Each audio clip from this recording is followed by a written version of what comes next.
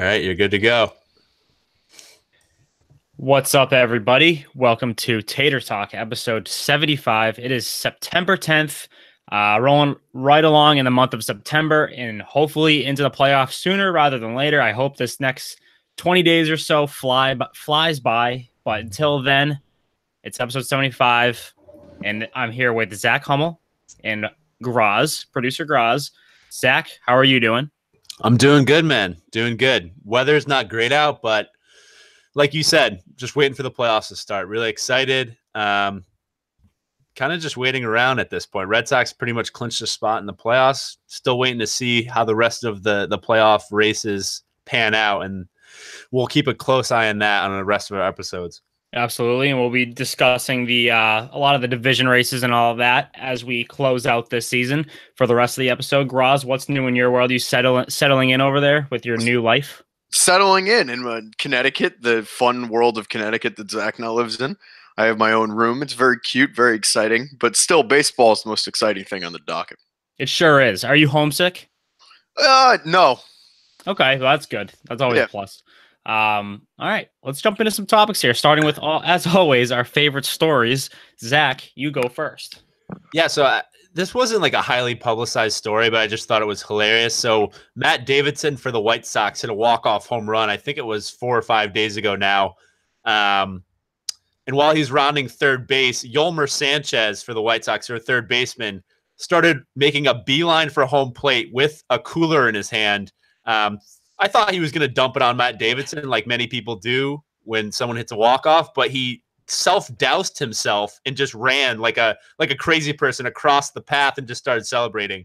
I had never seen anything like that, and it was shocking. I let out a gasp, but I thought it was pretty funny. So props to Yolmer Sanchez. I think it was Trace Thompson who hit the walk-off, but that's not even a big deal. It doesn't matter who hit it, but all I know is that Yolmer Sanchez, I'm glad he's having fun on a team that's this bad, the White Sox and Twins, in a meaningless game in September, and that they still have managed to have this much fun. Because if I just can't imagine being on that type of team in that pointless of a game and still being that happy-go-lucky guy who's just going to run out there with a big smile on his face and pouring Gatorade all over myself. That's something I would do if I just won the World Series. Never mind, not a White Sox Twins game, but nonetheless, it was pretty awesome. Yeah, Graz, what was your favorite story for the past week? My favorite story actually comes from me randomly searching. Do you realize how good of a season Christian Yelich is having? Yeah, he's really turned it up these past couple of weeks. I think he was my when you're hot last week. And he could easily get that this week too, if I really wanted to give it to him. Yeah, so going along that, it got me interested in the Brewers, who I've always supported. My favorite story is very simple. The Brewers-Cubs start a huge 3-game series with the Brewers only 2 games back. And as a big Brewers podcast, I assume that we're all going to be tuning in and watching as the Cubs try to hold off this late push, mainly because of Christian Yelich, who's been just absolutely unbelievable. Yeah, he's been awesome. I'm interested to know what you guys think. This was originally going to be a rapid reactions topic, but since we're talking Cubs Brewers, I guess it's a worthy discussion point.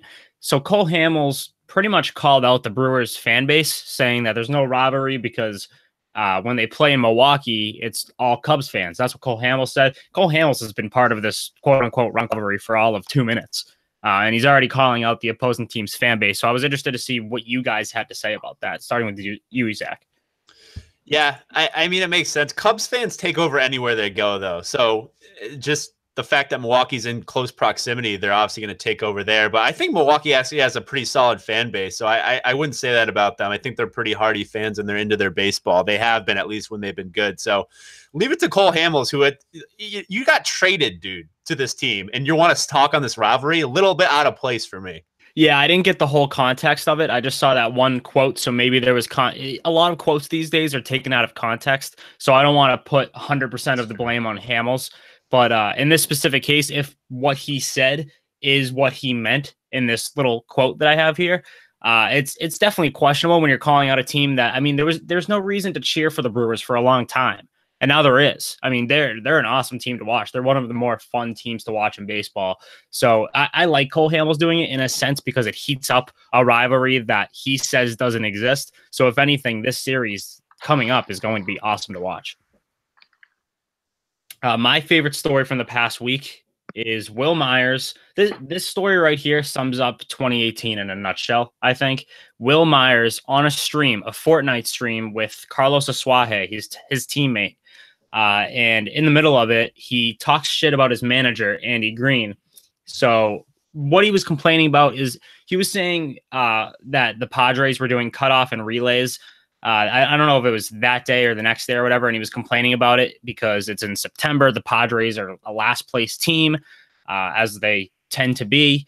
And Myers says on the video, which is now deleted, he goes, "Oh my God, it's so miserable, man. It's insane. Andy cannot be any worse than he is right now."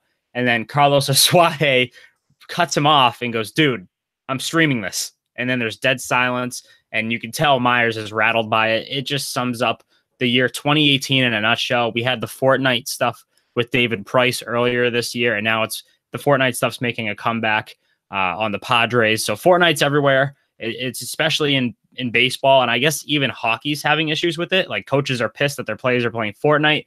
Fortnite has taken over the world, so that's my favorite story from the past week. That Will Myers is in his own little Fortnite scandal.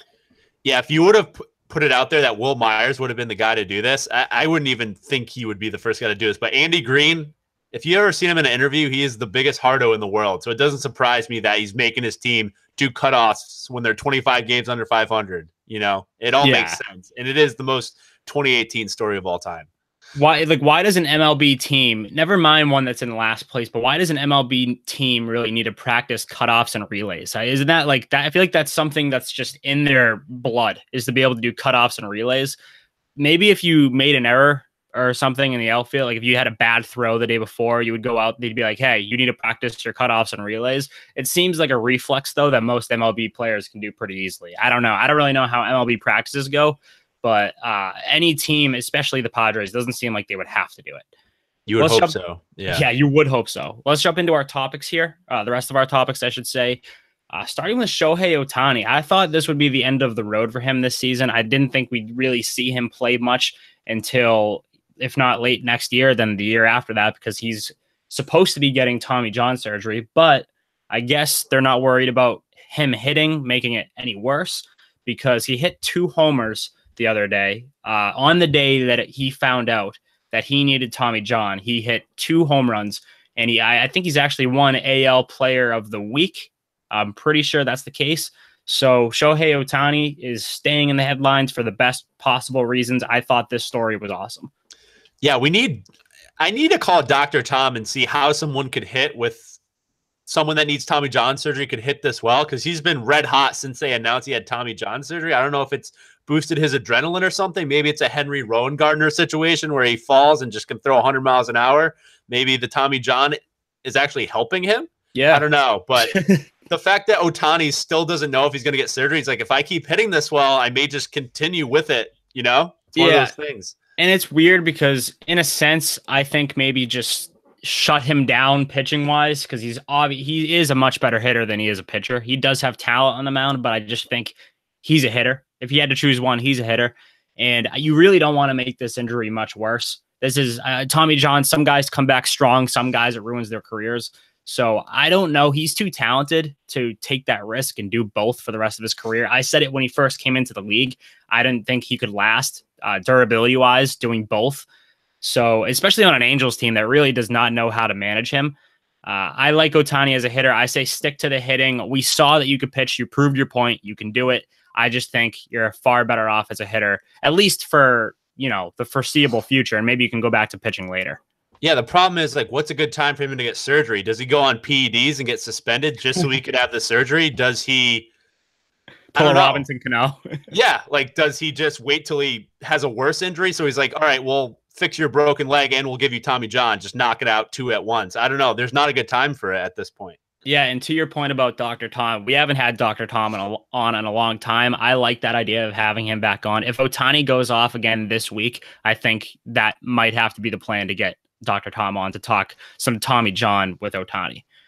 Next up, we have the Red Sox. They had that incredible comeback against the Atlanta Braves. Now, if this type of comeback happened against, say, the Orioles or someone like that, I'd be like, whatever, they should have won that game to begin with. It was against the Braves, so that's a pretty big win. The Braves are a really good team. But the big story not even just the comeback. It was Brandon Phillips hitting the game winner, the 2-run home run that put them atop the Braves 9-8 in that game. And I thought I almost made this my favorite story of the week because just the whole story with Brandon Phillips, it was his first at bat in a Red Sox uniform. That whole story, I'll fall for that story 10 times out of 10. I think it's awesome. Yeah, it's one of those moments in a season where you start to think this team has a little bit of destiny written on them. It's like one of those moments every World Series team has that it just happens during the season. We'll see if Brandon Phillips catches on and has another moment like that, but it was definitely a huge moment, like you said. Sweep of the Braves without pitching Sale or Price, huge for the Red Sox. Do you think Phillips has a place on the postseason roster? And if you do think so, who do you think is out? Yeah, I don't know at this point. It's tough. Yeah, just because if he had speed, I would say, yeah, they could utilize him as a pitch runner, but he's old at this point. So right. He's really like a worse Ian Kinsler, in my opinion. Yes. So it's like, I don't know. You can't have two of those guys on your team.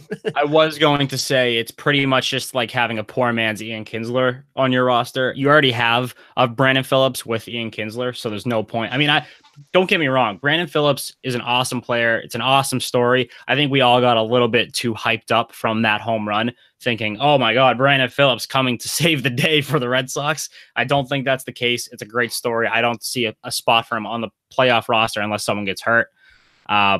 So while that was a great story and everything, the Red Sox still, it's crazy that we're saying this.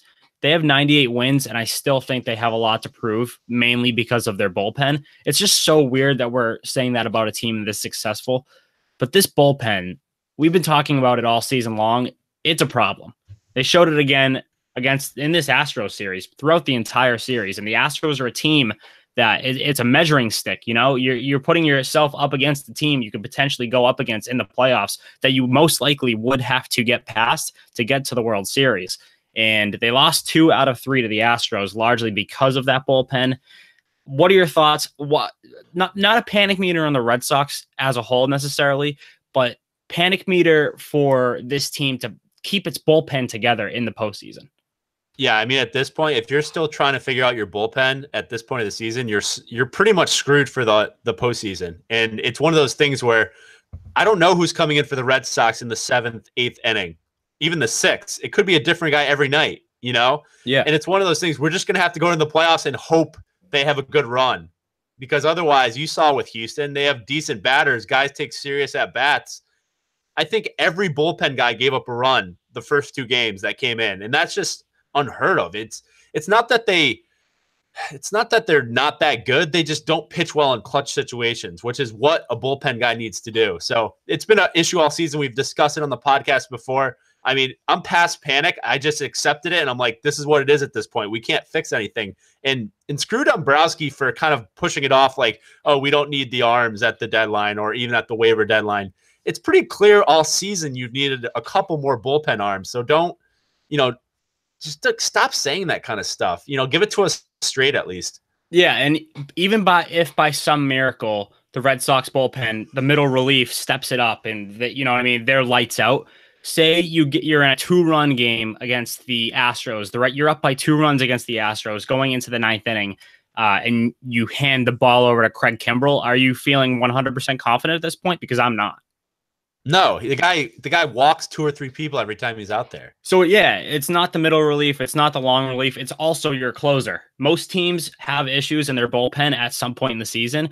It's been an ongoing issue with the Red Sox with the middle relief, long relief, and the closer. And Craig Kimbrell is as good as anybody when he's on, but he's also the streakiest closer in the league.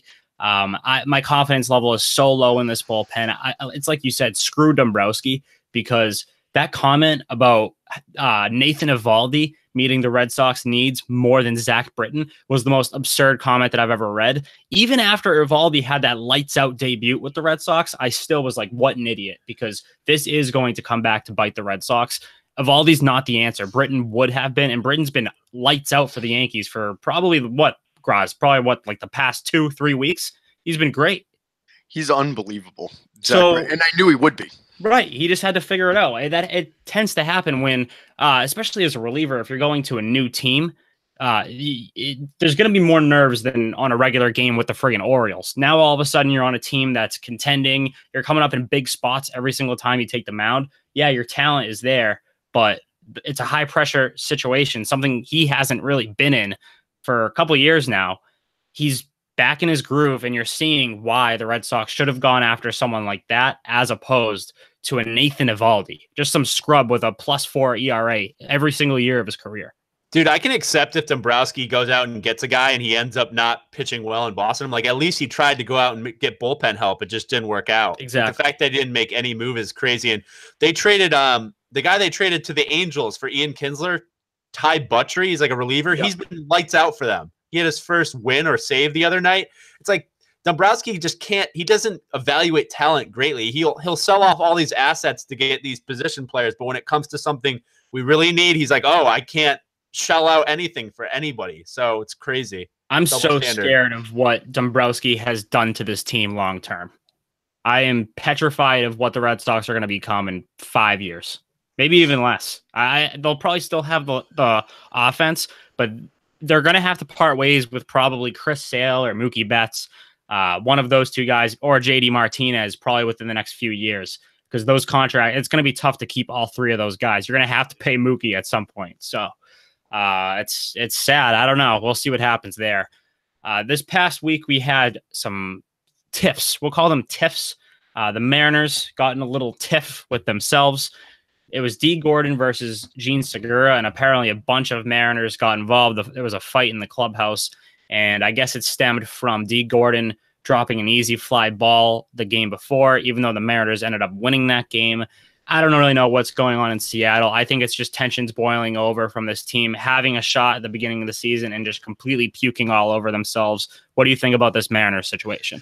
Yeah, it was crazy. I think the guys that were covering the team were saying D. Gordon kicked out all the media and said there's about to be a fight in here. Everyone get out so it stays in the clubhouse. And who's to know that D. Gordon was the guy that was actually getting in the fight himself. So there's something wrong with this team. The Yankees just took 2 out of 3 with them, and they just seem dead, lifeless, giving up. They're 5-5 in their last 10, like you mentioned, Justin. Yeah, we believed in them a little bit early in the season, and it just never ended up. Yeah, it just never ended up coming to fruition. So it's another Seattle team. I am so happy that this is all happening and that the Mariners aren't making it, because I was a little bit worried for a while. I've been out on the Mariners. I announced that at the very beginning of the season, one of our episodes back then, saying, do not get caught up in the Mariners hype. Something weird happens with the Mariners every season. I am done with the Mariners. So this wrapped up basically what I was saying. This summed everything up right here. A fight in the clubhouse. How often do you see that? It probably does happen pretty often, but not in the manner that this did, with D. Gordon kicking the media out and fighting Gene Segura. Who do you think won the fight? Oh, Gene Segura, 100%. Why you say that? I mean, D. Gordon probably weighs 160 pounds soaking wet. Gene Segura, Dominican guy, can box, probably short and stocky guy. I think it would be done quick, Gene Segura. Yeah, I wonder if any real punches were thrown or if a lot of the Mariners players got in the middle of that before. I would have paid money to see that fight, though. Those two guys are really fast and scrappy, too. Just two those same type of players. I would love to see those two guys go at it. I bet fists were flying at 1,000,000 miles per hour.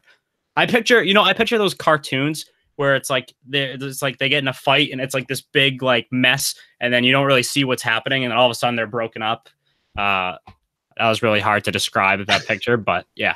Back in the day, though, managers let players do this because they're just this is going to keep festering unless there's a fight. So some managers just probably let this happen, and it's all funny that Robinson Cano comes back, and at the same time he comes back, they start struggling. It's just the osmosis effect. That is strange. And to a point, you have to kind of expect that, because they started going on their crazy streak once Cano got suspended.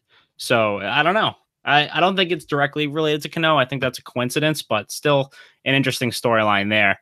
Another tiff is the Tigers broadcasters. Another in-house thing, which is just strange. Tigers broadcasters Rod Allen, and I think the other guy's name's Mario Impemba. They're suspended for the rest of the season by Fox Sports because they got in their own little physical altercation. It was after the game, and I guess it was all over a chair. And word is on Tigers Twitter is that these guys never liked each other, and there's always awkward tension during the broadcast. So apparently this was something that boiled over, something that built up over a period of time. So they're on the TV broadcast together. So it would be Correct. It would be like Remy and O'Brien fighting. Yeah, imagine that. I mean, who hires these guys that it's like, oh, these guys have chemistry and they absolutely hate each other and there's weird tension? I feel like if Red Sox fans had that on their telecast, we could tell in a minute that the guys hated each other. Absolutely. And I can't believe the Tigers just keep these guys in the booth. And the fact that they fought, it's been a long season. We're past the dog days. It's now like, I just want to get the fuck out of here and wait till next season. So I would fight too at that point. It's just like, all right, screw it. We're near the end of the season. I don't care if I get suspended. I hate this guy. Yeah. Well, yeah, it's the Tigers. I don't want to call any more of these games. Fuck that. I'm surprised Eck and Steve Lyons haven't punched each other in the face once or twice. Those two are complete psychopaths, which I don't really consider them alike at all. Maybe they are in some ways, but I'm surprised they haven't gone into any like scuffles or any verbal, barbs or anything like that. I'm surprised nothing went down there. Yeah, they're both pretty boys. Detroit, the guys that are doing Detroit TV, they're probably grit and grinders. Yeah, very true. Very true. And lastly, we had Ryan Braun versus Madison Bumgarner, not an actual physical altercation, but it almost got to that point. Bumgarner threw up and in on Ryan Braun. Ryan Braun said, just throw the ball to Bumgarner. So Bumgarner beat him on the very next pitch, I'm pretty sure. And so Braun mouthed off towards Bumgarner, and I think Bumgarner mouthed something back, like "come and get it" or something like that to him. I don't know, something along those lines. And first, before we get into this, who do you think wins that fight? Because I think it's Bumgarner, and it's not even close. Oh yeah, 100%. Oh, I think Bumgarner would tear Braun to shreds with or without Braun having steroids in his system. And I don't really think. I think this was a little bit overblown. It was two competitors mouthing off, and you know how Bumgarner gets. Yeah. He gets in his little Bumgarner modes. And I will. This might be a hot take. I don't think I like Bumgarner very much. Do you like Bumgarner? I don't like him as a person, but I like him as a competitor. Like I probably wouldn't be friends with the guy. Like I don't, because he'd be the kid that you're playing like pickup basketball, and he'd be calling every foul and getting pissed. It's like, dude, relax. Not everything is a win that you have to win, Yeah, I couldn't agree more. Bumgarner, for me, represents the side of baseball that wants these unwritten rules to last forever. And we're trying to get past that point, have more celebrations, have more fiery guys. And Bumgarner represents the guys who don't want that, don't want the game to evolve to that point. So that's why I never liked him. But the bench is cleared. I'm pretty sure the bench is cleared, or at least I think the Brewers side did. I think the Giants stayed in their dugouts. And Jonathan Scope hit I don't think it was a sixth inning. So yeah, it was just a go-ahead grand slam that pretty much gave the Brewers the win. So all in all, pretty crazy game, and no real fireworks from Bumgarner and Braun, but definitely worth mentioning. Like I'm actually on Bumgarner's side of this, because if you ever watch Ryan Braun hit, he takes an hour between pitches to get back in the box. He takes like 3 practice swings. Bumgarner is a guy that works fast. How do you feel about the Giants teammates? Do you feel like they like when Bumgarner does this stuff, or they're like, dude, come on, just drop it and keep playing? I think if I had to put money on it, I bet they're like, dude, come on, not this again. Let's chill out. Because I think a lot of guys on that team are showboaters. Like, I know this is a poor example, kind of, because he's not a premier player on that team, but Pablo Sandoval, I mean, that guy is the definition of a showboater whenever he hits one out of the park. They have some flashy guys on that team. So I think those types of guys look at Bumgarner like, what a tool bag, but he's so good that they can't really hate him that much. But yeah, I think that was a pretty crazy thing. And let's not forget that Ryan Braun's a scumbag too. Like, I think Ryan Braun's a worse person than Madison Bumgarner. That whole steroid thing where he lied about it. And there was a whole story that went along with the Ryan Braun steroid scandal that we don't have to get into, but Braun's a scumbag. Let's not get through. I just need to mention that before we get past that topic. Jose, that's one of the craziest batteries in baseball. You have Bumgarner throwing it to Nick Hundley, who is the catcher. Nick Hundley's a hothead too. So there's stuff bound to happen when those two guys are in the pitcher and catcher spots. 100%. A couple unique stories here, starting with Jose Abreu. I mean, I feel terrible for this guy. He had emergency testicle surgery. They called it a strangled testicle. Now, if you can name a more painful sounding injury than that, I'd love to hear it. But an emergency testicle surgery for Jose Abreu, I think he's coming back soon. But this is a nightmare. I don't really have much else to say about it other than this is probably. Can you think of any worse possible injury for? How does this even happen? Yeah, I have no idea. And those injuries make me just kind of crumble up in a it ball. Hurts to talk about. Yeah, it does hurt. Like you couldn't describe it to a chick. Like you've tried to describe it to chicks how much that hurts, and it's something you can't even put into words. It's like this feeling that starts down there and moves up to your stomach. I can only imagine what it feels like when it gets that bad. So yeah, I think what you just described is like the common feeling. I think this is probably taken to a whole new level. I bet Abreu thought he was going to die like any moment because I feel so bad for him. I can only imagine. So I wish that my worst enemy. What are some of the weirdest? Because this is obviously a weird. I don't know if it actually how the injury happened, but what are some other weird baseball injuries? Because I know one that sticks out among all others, and that's Joel Zumaya's Guitar Hero injury. That is probably going to go down as the funniest injury of all time. Graz is making a face. I'll let Graz go first. Kevin Brown punching the dugout wall. That's a good one too. That's a good one too. I feel like that happens to a lot of guys now, though. A lot of guys get angry in the dugout and hurt themselves, but the Kevin Brown one's unforgettable.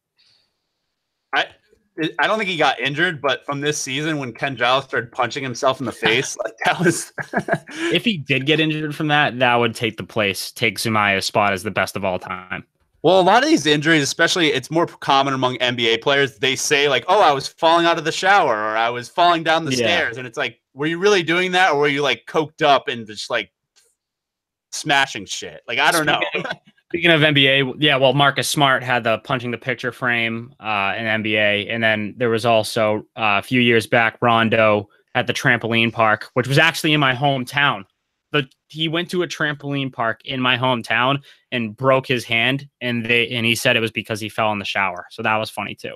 You know what? I was watching a Yankees broadcast, and David Cohn was telling a story about how he broke his hand. He got bit by his mom's dog, and he missed like the last 3 months of the season.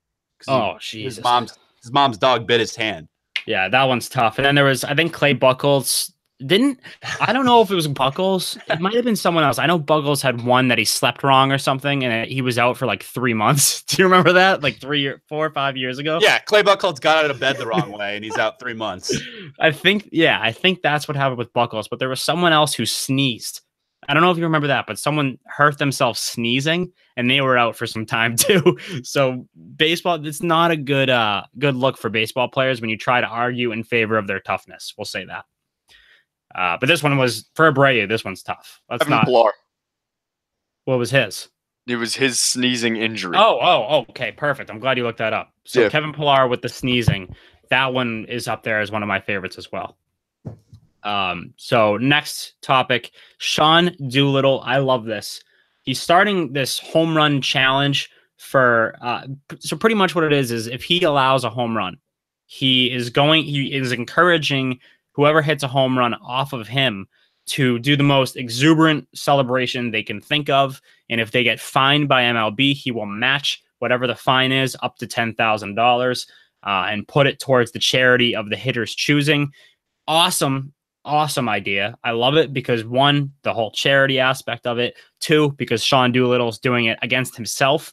And 3, because it's promoting these celebrations, saying he wants the game. He wants hitters to be able to celebrate home runs. And for a pitcher to say that, that's a pretty big step in the right direction. Now, the one thing I don't like about this is MLB going to fine a player for doing what can you possibly do to get fined for a celebration? You're not going to get fined. The opposing team's just going to get pissed. That's what the problem is. Yeah, like what?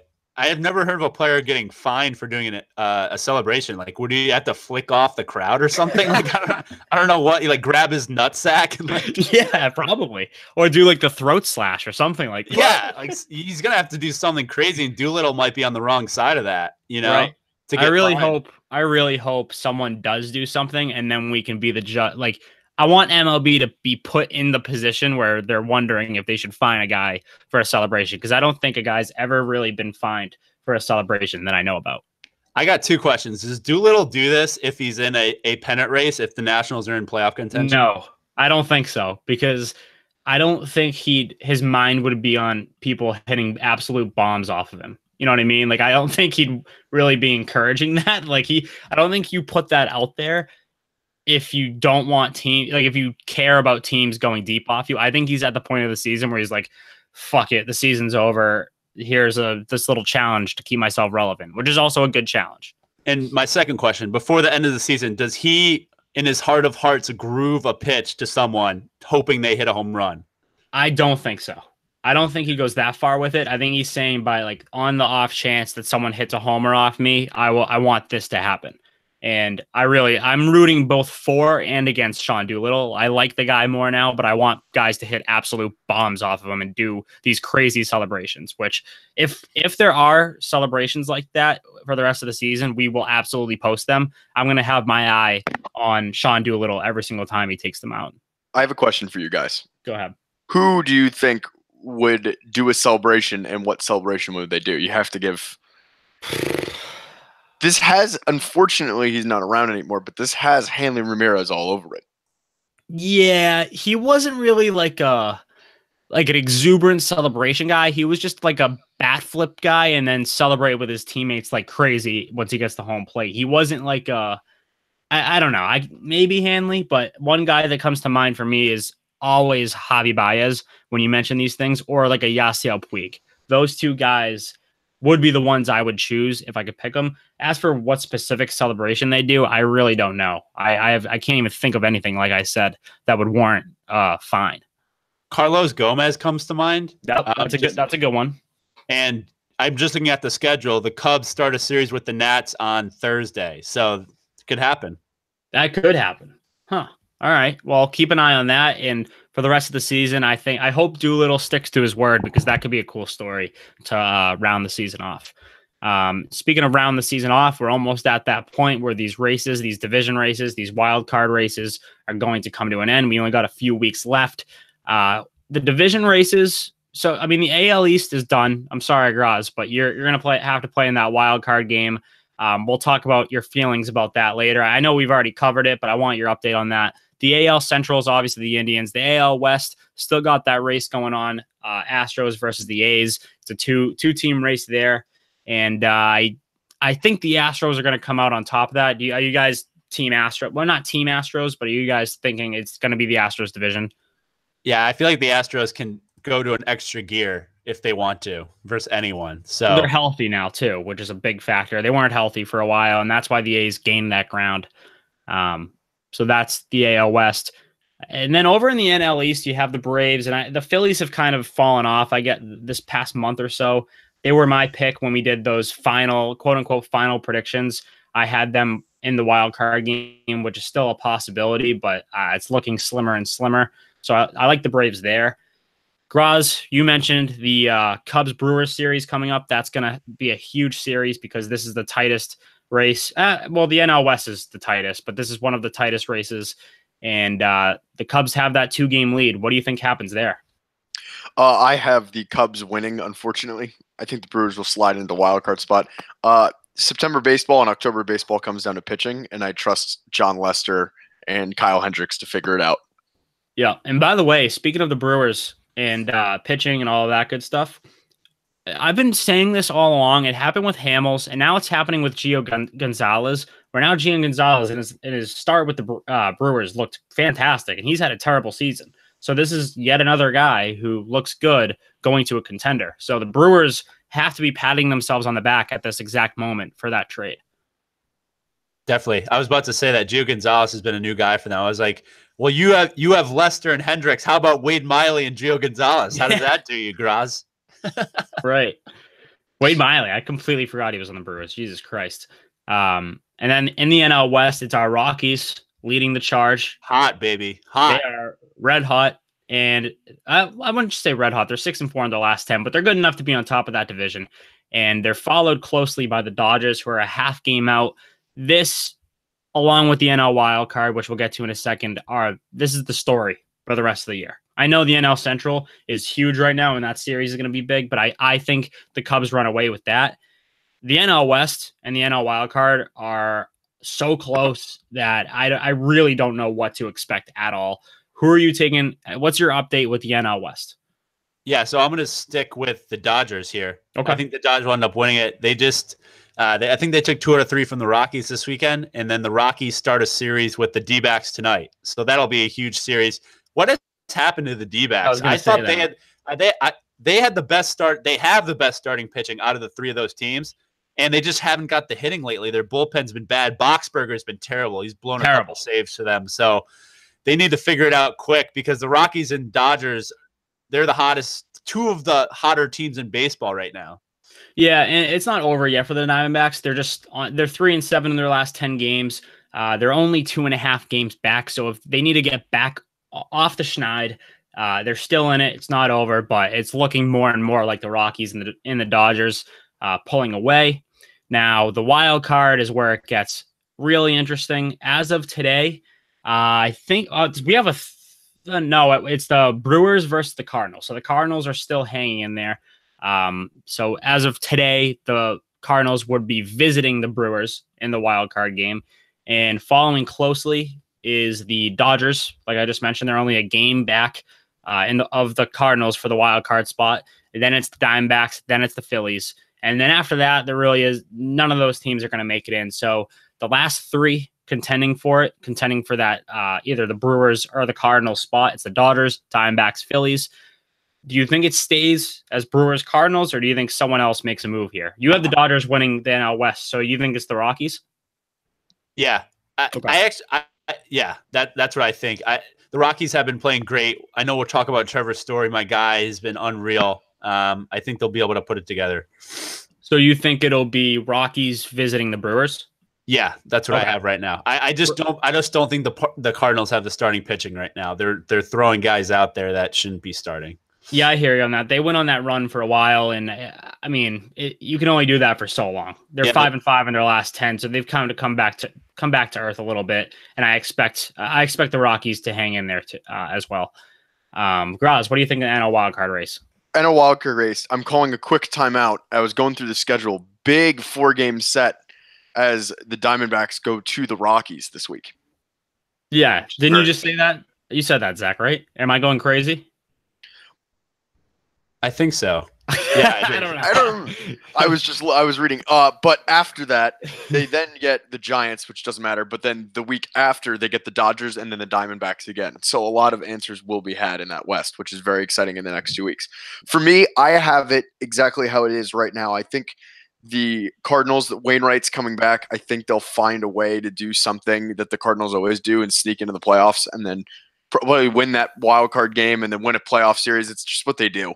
I'm hoping that the Rockies are going to win, but I think the Dodgers are going to take the West, and unfortunately our Rockies are going to miss by like a tough game. But what I'm really hoping for is that there's a tie between the second team and the third place team in the wild card, so we get an extra play-in game for the play-in game.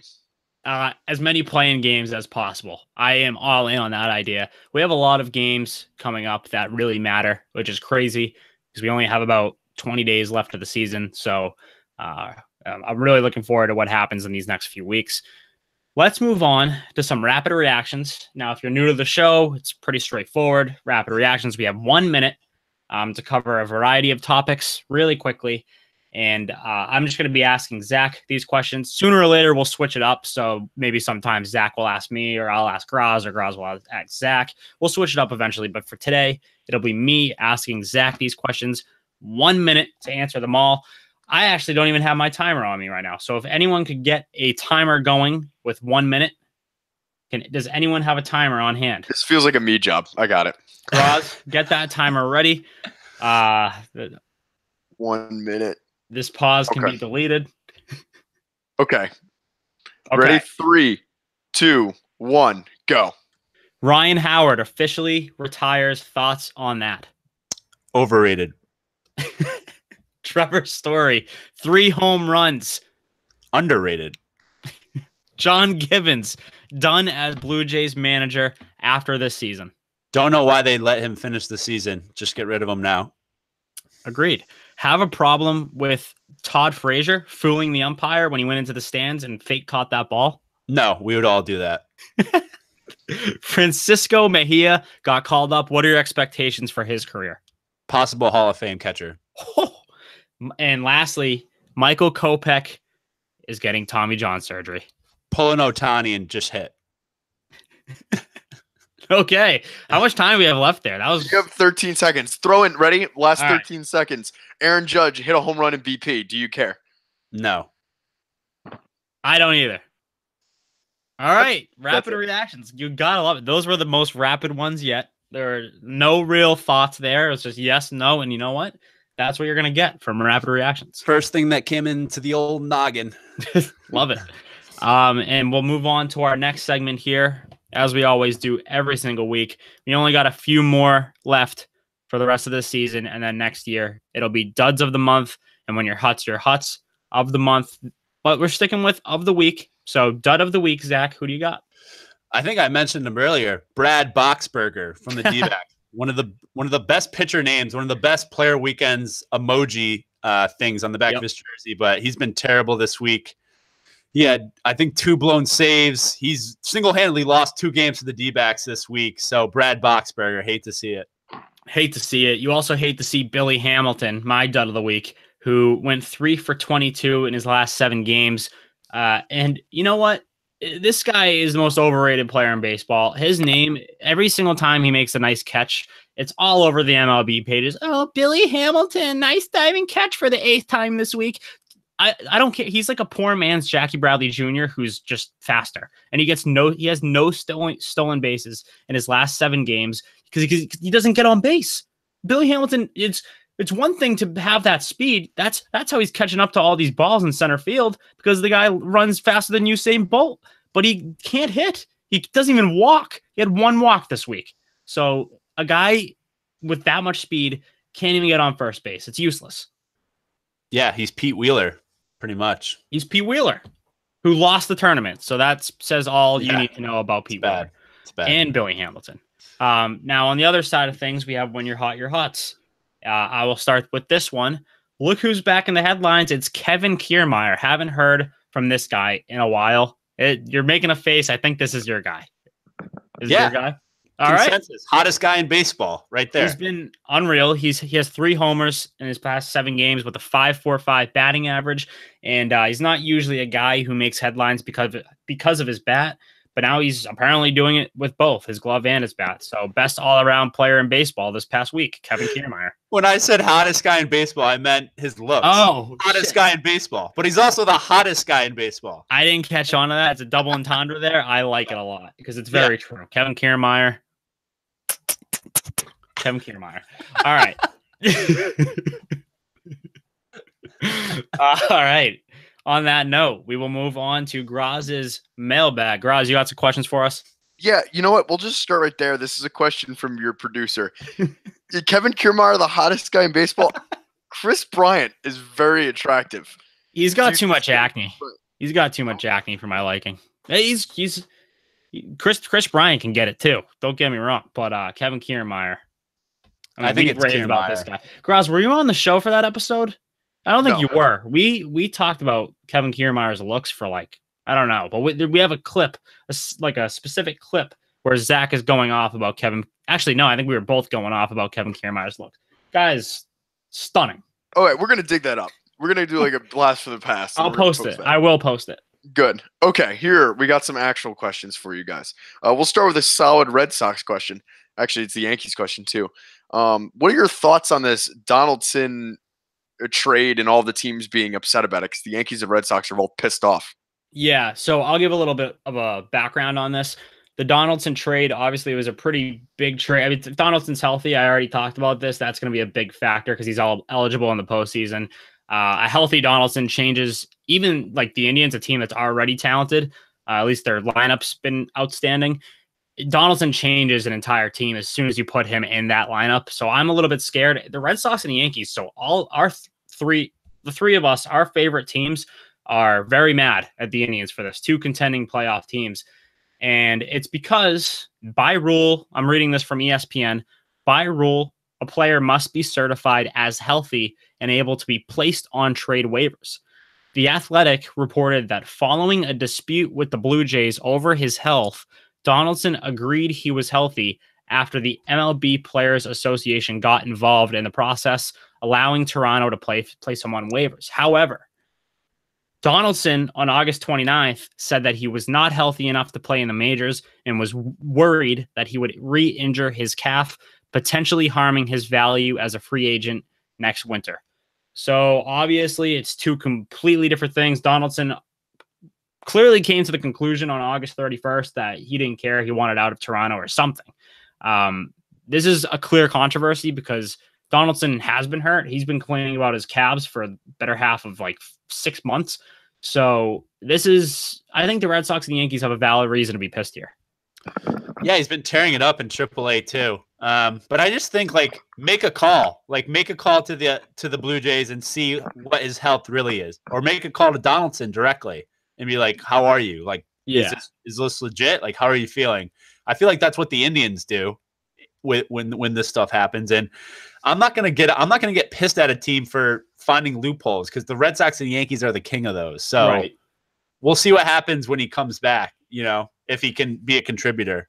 When Donaldson steps up to the plate against the Red Sox in a clutch situation, I'm going to think about this conversation and think that I should have been way angrier because we're not making a big enough deal about this, but it's going to come down to this something in the postseason that I'm just waiting for it. Donaldson's going to make an impact, and it's a ticking time bomb. All my friends who were upset about this, I was talking about earlier, and they said that they know that Josh Donaldson is going to hit a ball through the green monster in a playoff series. It'd be awful. Absolutely. Okay, next question from my friend Adam. Very simple question. We haven't talked about it in a while. Who is your Cy Young and MVP picks right now, 2 weeks or 3 weeks before the end of the season? All right, well, first, we're going to get to that. Like the last episode of the season, we are going to give our legitimate picks, but as of right this second... Yeah, no thinking about it, no research at all. So for both leagues, Cy Young and MVP both leagues. Okay, so I'll start. AL Cy Young, we'll start with Corey Kluber, I guess. I mean, it's tough. I wanted to give it to Chris Sale. He's missed too many games. I got to give it to Kluber just because of what he's done recently. Sale's been out of the picture. Yeah, I would give it to Sale if he had more games, but he just hasn't been the Iron Man, so Kluber for sure. And then in the NL, this one I don't think is going to happen, but I'm giving it to someone who I think deserves it, is Aaron Nola. DeGrom is clearly the best pitcher this year. Scherzer and Nola can go toe-to-toe with it. I think if any one of those three wins it, it would be understandable. I don't believe in pitcher wins, but I know the voters do. The old men in baseball who vote on this award do. So I don't think it goes to DeGrom. I think gun to head, it will go to Scherzer, but I want it to go to Nola. Yeah, I think I had Nola last time, and now I would say DeGrom. I just think he's been the best pitcher, and that's what I think the award is. I know that old baseball guys put more into wins, but he's got a pretty bad team. Right. And then in the AL MVP race, I'll give it to Mookie Betts. I think I said earlier in the season that I would give it to JD. Then I thought about it a little more, and I just think when you look at both, it's not completely fair, but when you look at both offense and defense, what Mookie Betts does, he's clearly the most valuable player. And JD Martinez, I think, is actually the better hitter, the better all-around hitter. It's close, but I think JD Martinez is the better hitter. And just from the fielding side of things, Mookie Betts has been awesome. I think he has something like the second most defensive runs saved for right fielders or something like that. Or for outfielders as a whole. I forget what it is, but he's been great. So I got to give it to Mookie.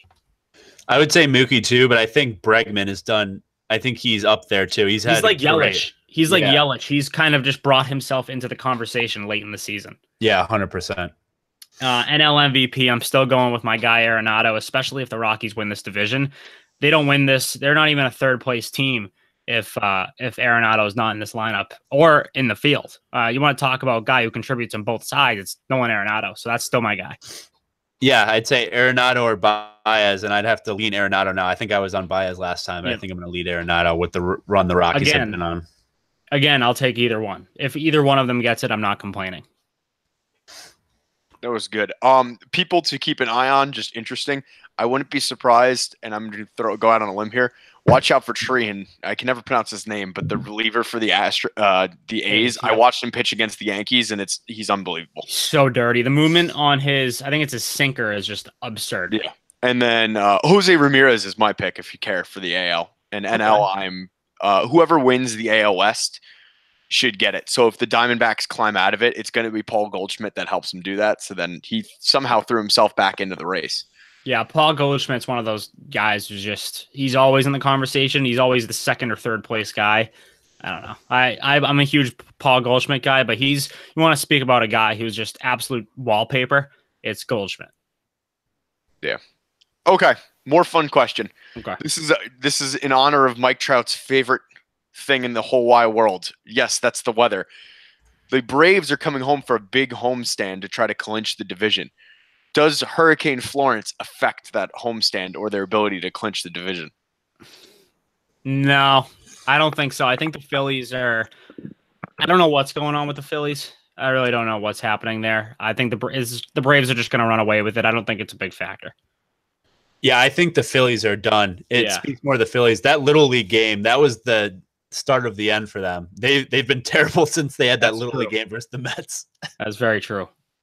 The Hurricane has no effect on it, though. I don't think so.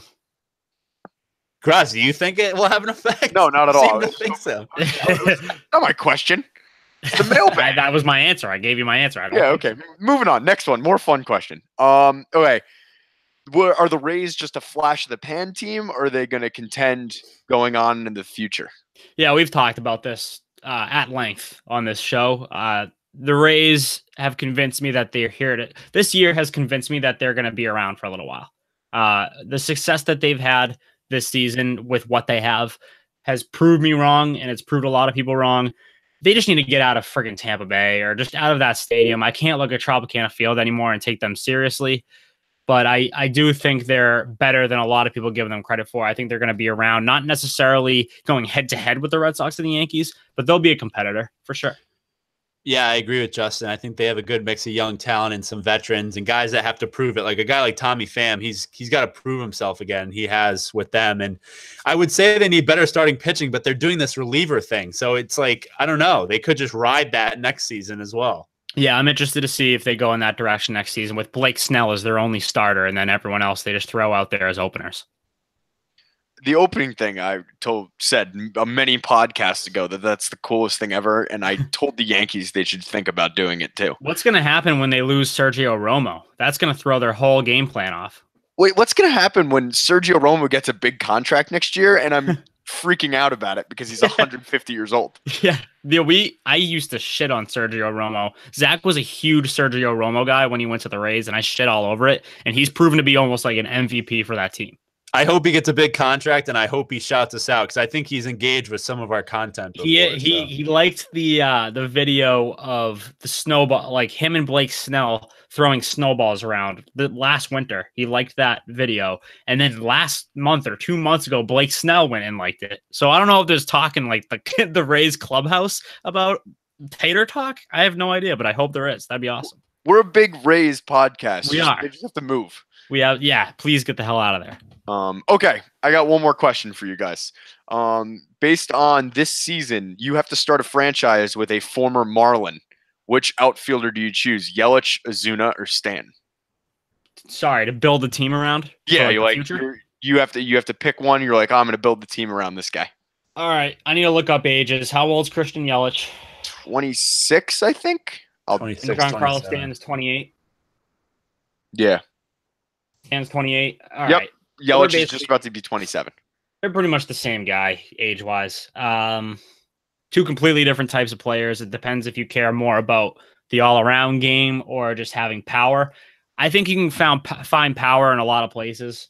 So I'm going to be a little bit controversial here, and I'll go Yelich. Yeah, I'm going to go Yelich, too. I just hate the strikeouts that Stanton has. I'm the same way, and in a sense, that's just Major League Baseball now, is everyone's striking out at an alarming clip. But I think there's a little bit of bias going into it, too. I'm still going with Yelich and sticking by that pick. I would take Stanton. Oh, shocker.